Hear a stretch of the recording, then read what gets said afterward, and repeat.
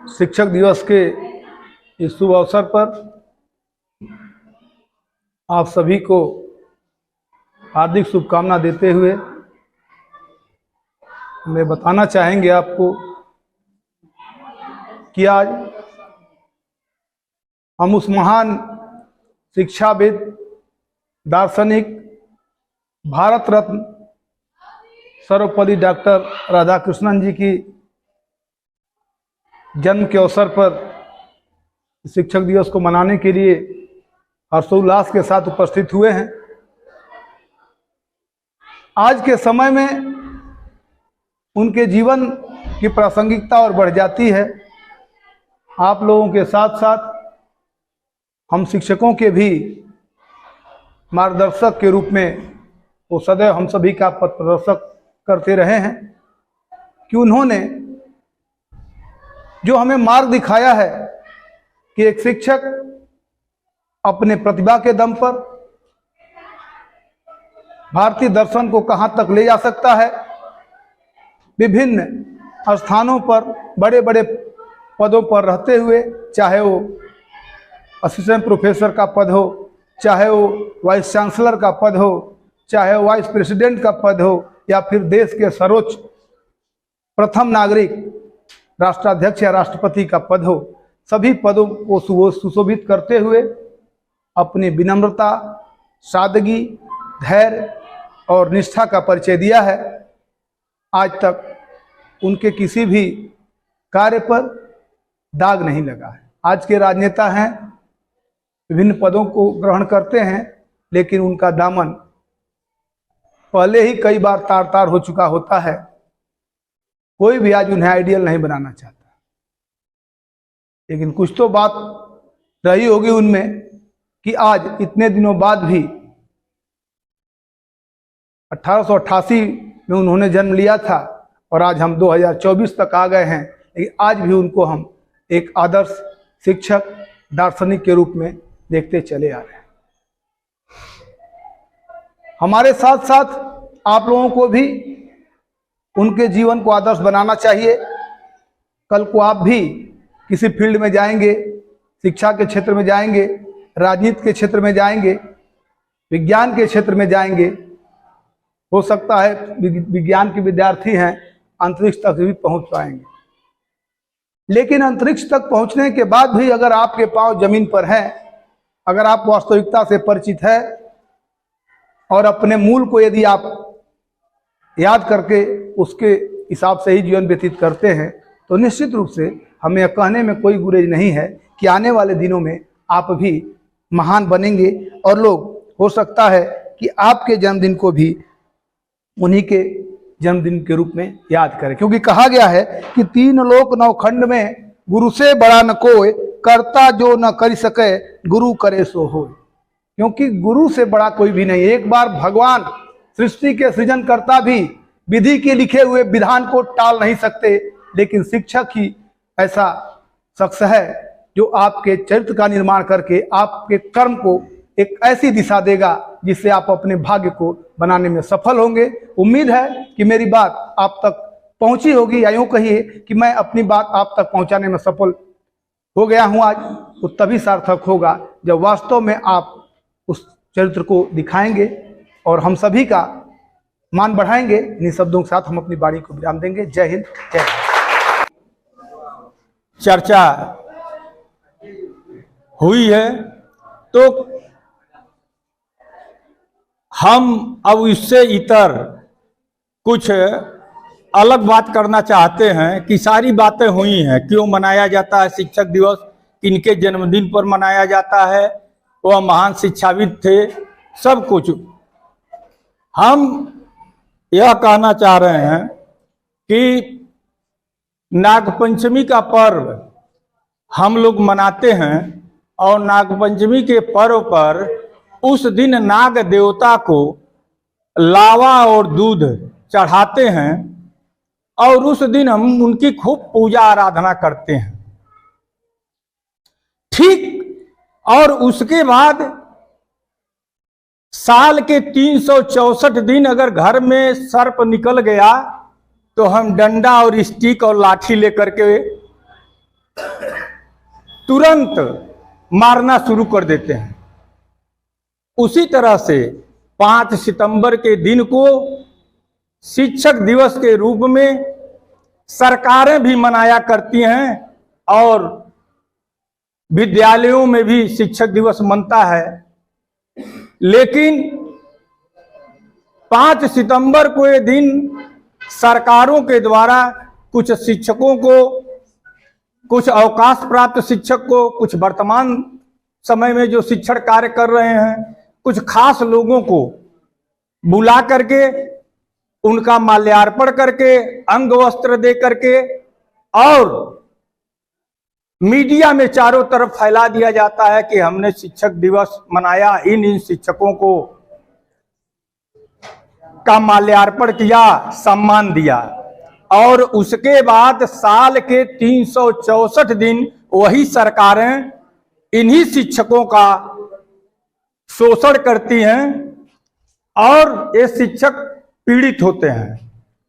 तो केवल मेरा यह कहना है कि शिक्षक दिवस केवल साल में एक दिन मना करके और सरकारें कुछ लोगों को सम्मान दे करके, तो इससे हमारे शिक्षकों का, शिक्षक समुदाय का कोई हित नहीं होता है। और वही सरकारें बाकी दिनों में इन्हीं शिक्षकों के साथ दूसरे प्रकार की व्यवहार करती है।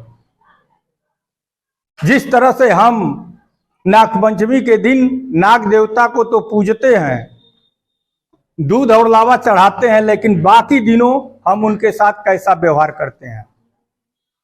तो शिक्षक दिवस के अवसर पर ढेर सारी बधाइयां और शुभकामनाएं इसी के साथ। शिक्षक, बड़े हमारे शिक्षक बंधुओं ने आज शिक्षक दिवस के अवसर पर बहुत सारी बातें बताई। चूंकि आप 10वीं के शिक्षार्थी हो, विद्यार्थी हो, इस साल आपका पहला बोर्ड है, सभी लोगों से अनुमति लेते हुए उनके तरफ से जो हमारे अग्रज हैं, आप लोगों को ढेर सारा आशीर्वाद है। समय बहुत कम बच गया है। हम शिक्षकों का मार्गदर्शन लेते हुए बोर्ड की परीक्षा आपके फरवरी में शुरू होने वाली है। आप लोग अभी से लग जाइए। अगले महीने से आपके अर्धवार्षिक परीक्षाएं होने वाली हैं, उसकी तन्मयता से आप लोग पढ़ने में लग जाइए। हम शिक्षकों की तरफ से जो भी सहयोग होगा हम लोग करने को तैयार हैं। यथासंभव जितना आप लोगों को मोटिवेट करना हो, हम आपको आगे बढ़ाने के लिए प्रयास करेंगे। असली हमारी जो एक तरह से कहिए गुरु दक्षिणा, जब रिजल्ट आएगा वो हमारी गुरु दक्षिणा होगी।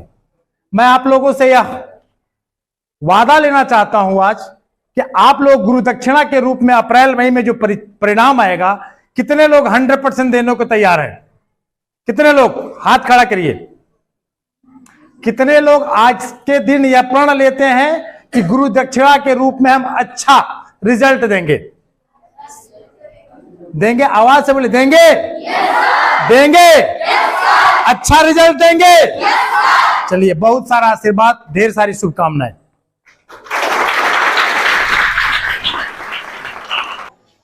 सभी शिक्षक बंधु, सभी शिक्षिकाएं, आप लोगों को शिक्षक दिवस पर हार्दिक शुभकामनाएं एवं बधाइयां।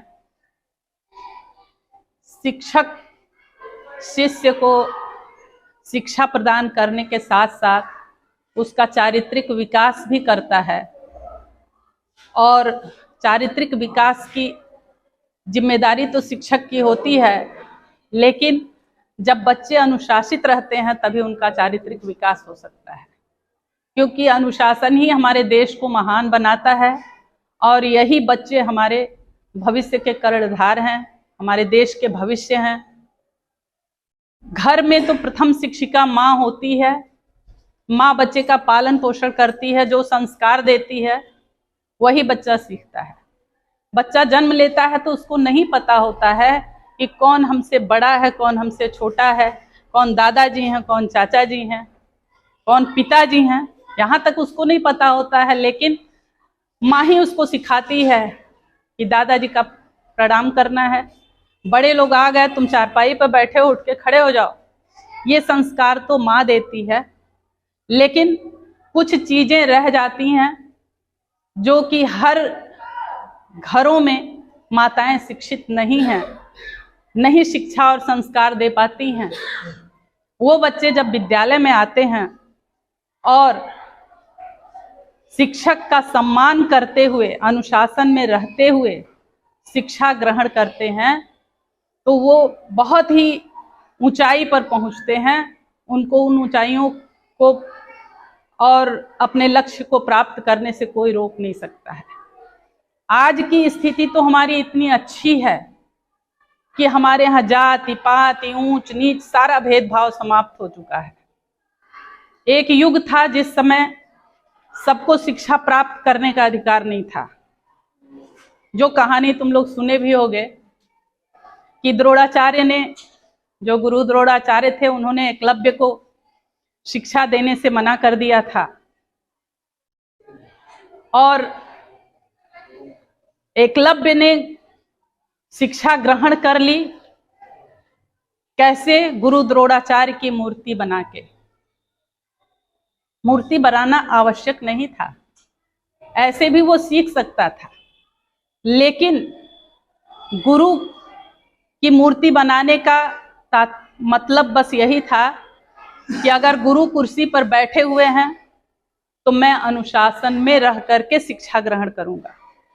विद्यालय में, अपने क्लास में तुम चाहे कितना भी आपस में बात कर रहे हो, शोर कर रहे हो, लेकिन शिक्षक के आने के बाद तुम अनुशासित हो जाते हो। वह चीजें आज तुम्हारे चरित्र से जो है गिरती चली जा रही हैं। जो अनुशासन में रहने की प्रक्रिया थी, या घर में अनुशासन में रहते थे, विद्यालय में अनुशासन में रहते थे, वो चीजें आज देखने को बहुत कम मिल रही हैं, जिससे बड़ा कष्ट होता है। और यही हमारी शिक्षा के गिरावट का कारण है। हमारे शिक्षक तो पूरी मेहनत करते हैं, पूरी मेहनत से पढ़ाते हैं, लेकिन हमारे बच्चे उसको कितना ग्रहण करते हैं, हम ये नहीं कहेंगे कि सारे बच्चे नहीं ग्रहण करते हैं। उसमें से कुछ परसेंट हैं जो कि बहुत ही लगन के साथ पढ़ते हैं, विद्यालय आते हैं तो उनका मात्र एक उद्देश्य होता है कि हमको पढ़ना है। और अनुशासन की प्रथम कड़ी है आपको समय से आना, आपको यूनिफॉर्म में रहना, बार बार अपने क्लास को छोड़ करके बाहर नहीं जाना, टीचर कुछ कहता है तो उसके साथ नम्रता के साथ व्यवहार करना, क्योंकि जब ज्ञान आता है तो व्यक्ति के अंदर नम्रता आती है। कहा गया है ना कि जो फल से लद जाते हैं पेड़, वो क्या होते हैं? झुक जाते हैं। तो फल से लदने का मतलब है जब ज्ञान तुम्हारे अंदर आया तब तुम गंभीर हो जाओगे। ज्ञान गंभीरता प्रदान करता है। और ये चीज आज जो छात्र हैं, शिष्य हैं, बड़ा कष्ट के साथ कहना पड़ता है कि धीरे धीरे ये चीजें उनके अंदर से समाप्त होती जा रही हैं। हम उनको पढ़ाने के साथ साथ ज्यादा उनका ब्रेन वॉश यही करते हैं कि तुम अनुशासित रहो, शिक्षक का कहना मानो, सम्मान करना सीखो। मात्र 365 दिन में अभी हमारे सर उसमें बता रहे थे कि एक दिन खाली सम्मान करने से सम्मान नहीं होता है। गुरु का सम्मान प्रतिदिन करना पड़ता है। और जो बच्चे गुरु का सम्मान किए हैं, इस विद्यालय से भी निकले हैं, और जो है हमारे पूरे देश में उठा के देखो, जितने महापुरुष रहे, जितने विद्वान थे, सब अपने गुरु के चरण कदमों पर चले, उनके चरित्र का अनुकरण किए, तभी वो आगे बढ़े। और इसी के साथ हम तुमसे ये कहना चाहेंगे कि अगर गुरु का सम्मान करते हुए, अनुशासित रहते हुए पढ़ाई करोगे, इंटर के बाद निकलोगे, कोई बीटेक करने जाएगा, कोई एमबीबीएस करने जाएगा, कोई बीए करने जाएगा। बीए भी कोई खराब चीज नहीं है। सिविल सर्विसेज के लिए तो तैयारी करनी होती है तो आर्ट के ही सब्जेक्ट लेने होते हैं। तो अगर आगे तुम बढ़ते हो, किसी पोस्ट पे पहुंचते हो, तो उससे हमारा भी सम्मान बढ़ता है। कहाँ से पढ़ के आए हो, किसी विद्यालय में कहीं भी जाते हो तो सबसे पहले अगर कोई तुम्हारे अंदर कमी देखी जाती है तब भी पूछा जाता है कहाँ से पढ़ के आए हो? इस विद्यालय से पढ़ के आए हैं। क्या तुम्हारे शिक्षक ने यही पढ़ाया है? तुम्हारे साथ साथ हमारी भी जो है वहां पर बेइज्जती होती है। तुम अगर स्कूल में बदमाशी करते हो तो हम पूछते हैं कि किस गांव का लड़का है, किस गांव की लड़की है, इसके माँ बाप का क्या नाम है। तो तुम्हारे साथ साथ तुम्हारे गांव, तुम्हारे माँ बाप का नाम भी धूमिल होता है। इसलिए तुमसे हम यही कहेंगे कि शिक्षक दिवस अगर मना रहे हो, हमारा सम्मान कर रहे हो, तो इसमें अनुशासित रहना सीखो और अनुशासन में रह के पढ़ो। इसी के साथ हम अपनी वाणी को विराम देते हैं। जय हिंद, जय। शिक्षक दिवस पर उपस्थित आप सभी का अभिवादन करते हुए कहा गया है कि कुछ चंद शब्दों में अपनी बात रखिए, तो सीधे हम अपने विषय पर आते हैं। एक तरफ जहां माँ बाप बच्चों को जन्म देते हैं, तो वहीं हम शिक्षकगण उनके जीवन को आकार देते हैं। शिक्षक हमेशा गाइड के रूप में होते हैं, जो प्रेरणा देते हैं और समाज में बच्चों को एक अच्छा नागरिक बनाते हैं। शिक्षक विद्यार्थी जीवन के नींव होते हैं। तो प्यारे बच्चों, इसी के साथ मैं अपनी बात समाप्त करता हूं और शिक्षक दिवस की ढेर सारी बधाई और शुभकामनाएं देता हूं आपको। इसी